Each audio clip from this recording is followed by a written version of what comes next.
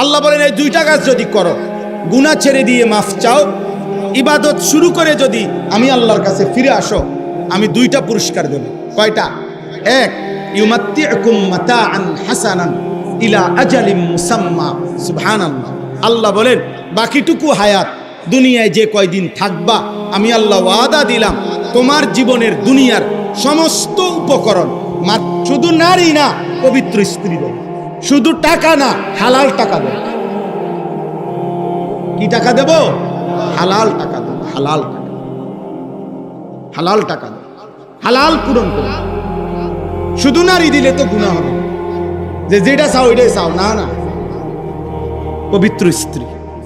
শুধু টাকা দিলে তো হালাল হারাম মিশে যাবে, না, হালাল টাকা দেব।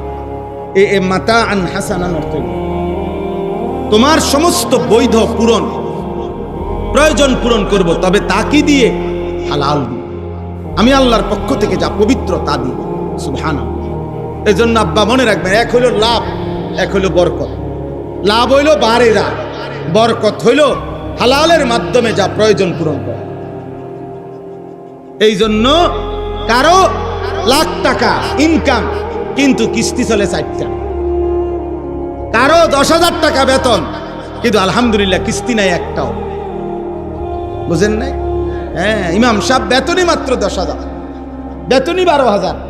আলহামদুলিল্লাহ, খুদার 1 মাস ইজ্জতের সাথে বউ বাচ্চা নিয়ে চলে, রাতেও চুরি করে না, দিনেও চুরি করে না, হারাম রোজগার করে না। আল্লাহ তাআলা এটুকু দিয়েই হালাল ভাবে তার প্রয়োজন পূরণ করে। আর অসংখ্য নাফরমান আছে যারা লাখ টাকা ইনকাম করে কিন্তু কিস্তি চলে 4টা, কিস্তি চলে 6টা।